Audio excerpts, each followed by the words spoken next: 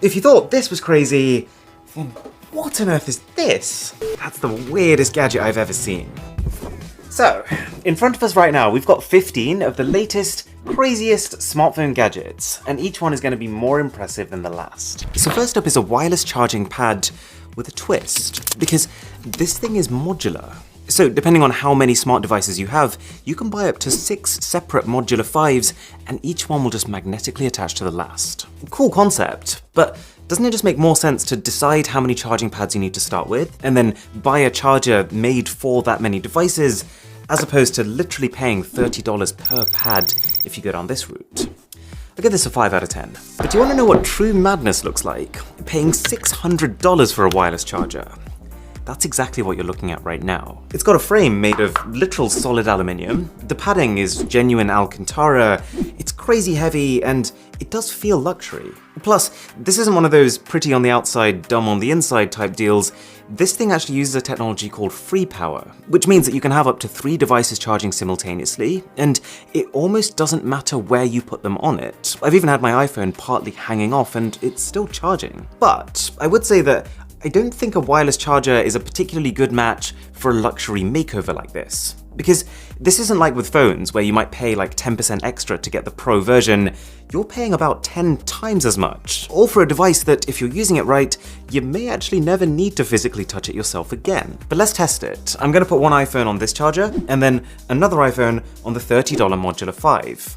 We'll check back later and see which one's charged up more. So next up is the Echo Show 10, and it's one of the creepiest but surprisingly useful pieces of tech I've ever used. At its core, this is yet another Amazon Echo product, which means that I can use it to manage my smart home devices, I can ask it the weather, I can tell it to play whatever song I want it to.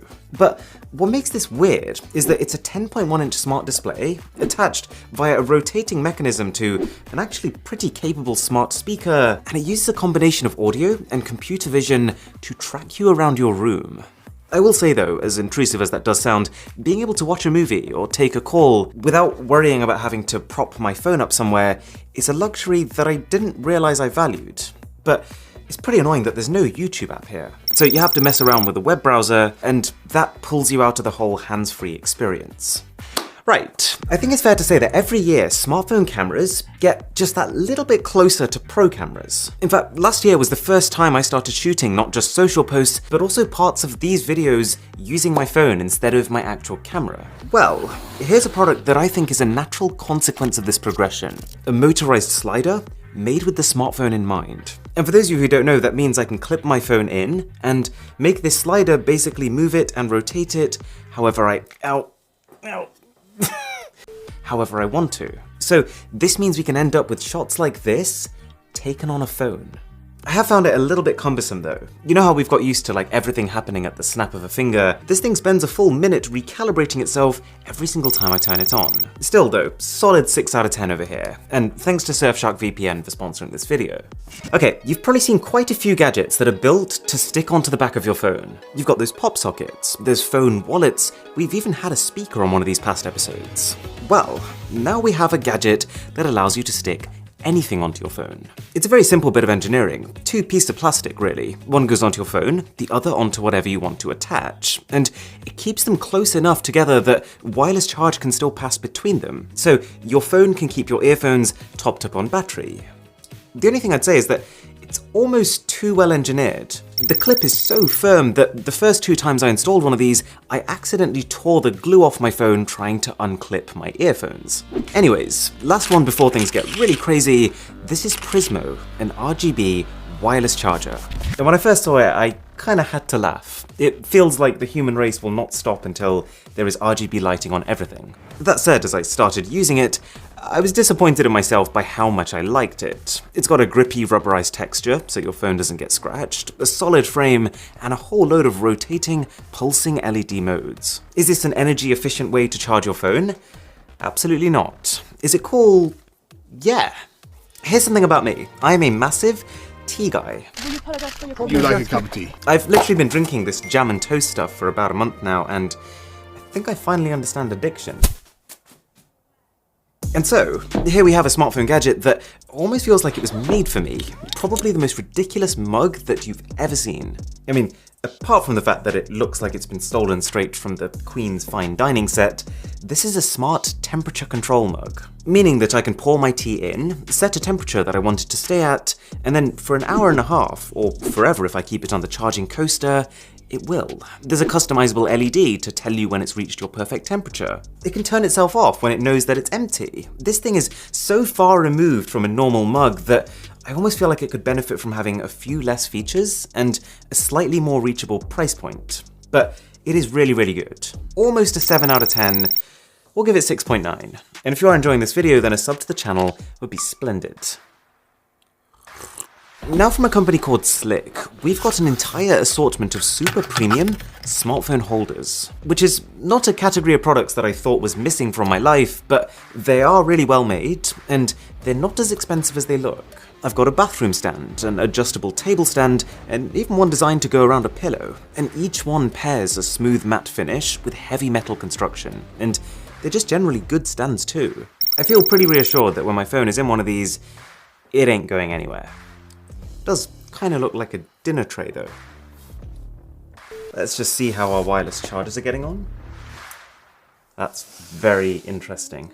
Okay, we'll get there soon. Now, one of the biggest tragedies of the smartphone market is almost undoubtedly the removal of the headphone jack, because it's resulted in a lot of these headphone jack adapters. However, there's a company called Helm Audio who are basically saying that they've invented a gadget that turns this annoyance into a benefit. Basically, for the longest time, audio has been stored digitally as a long string of zeros and ones, but that doesn't really mean anything to our ears. So to convert that back to music again, it has to go through a digital to analog converter, or a DAC.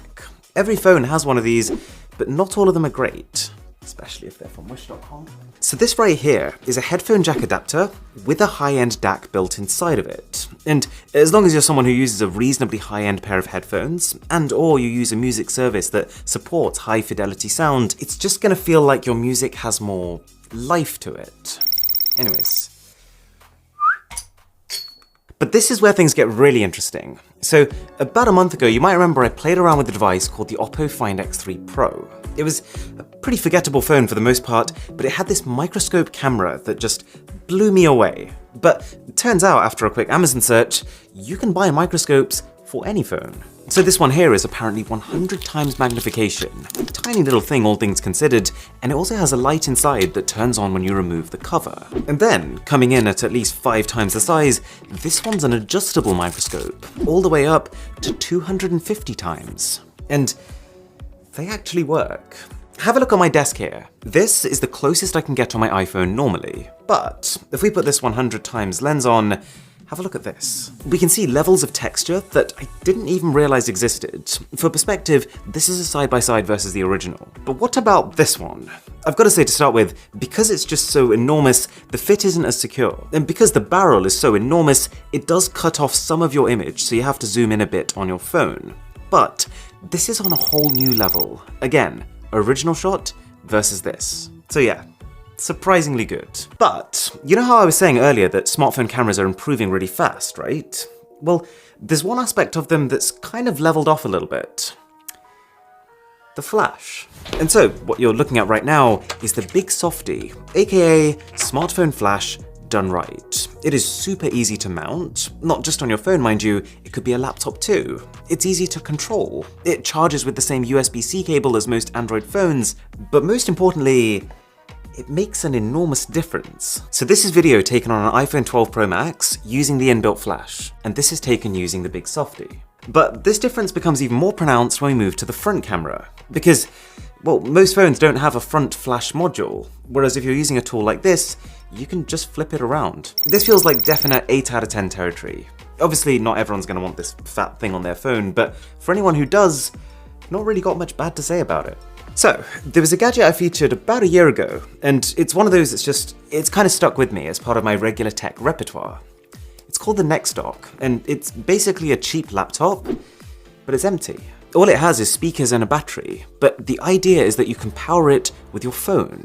Anyways, this is the follow-up, the Next Dock Touch, which is exactly what it says on the tin. It's a touchscreen version of that. And that sounds subtle, but it's the difference between it feeling like a cumbersome laptop and basically just a supersized smartphone. And there's quite a lot of cool things you can do because of that. For example, proper touchscreen multitasking, where you're not limited by the size of the display. I can type SMS text messages using a full keyboard, and I have full control over my phone's cameras using this laptop, which means that I can take selfies, for example, using the main quality cameras. It's a bit odd, but I can even answer calls using that set of cameras. Plus, because it's one of the rare devices with an HDMI input, you can also use this thing as a portable travel monitor for a Nintendo Switch or even a PS5. My only criticism is that, while of course it's a bigger screen, it's probably not going to be a better screen than you'll already have on your phone. It's only a 1080p LCD. It's not special hardware, but it is a special concept.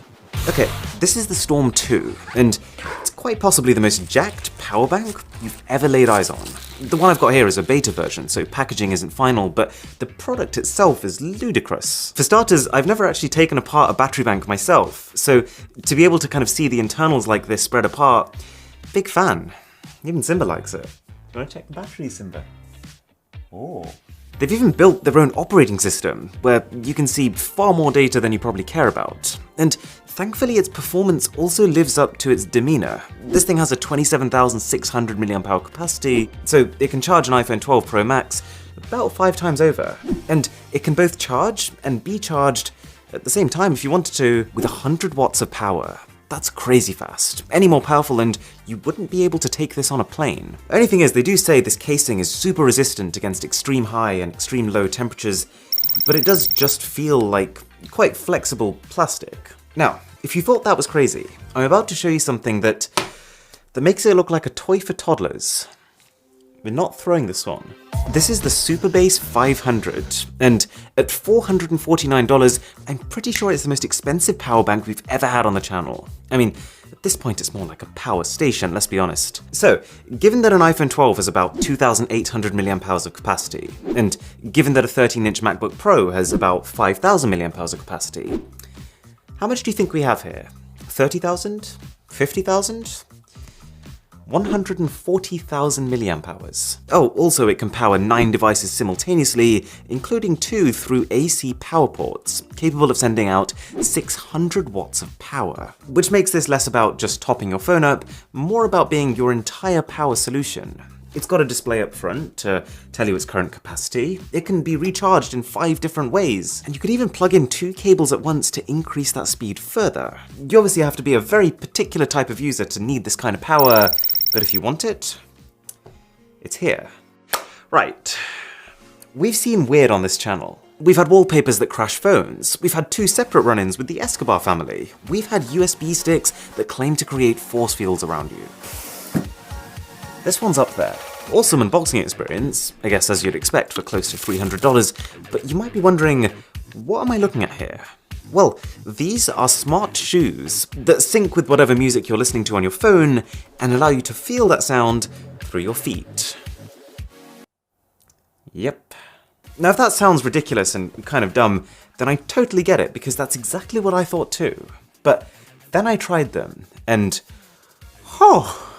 I meant to go on a 10-minute walk. I ended up prancing around my room for 2 hours straight looking like an idiot. If you're someone who is moved by music, this feels like having a whole new dimension to it. So much so that it kind of now feels like something's missing without them.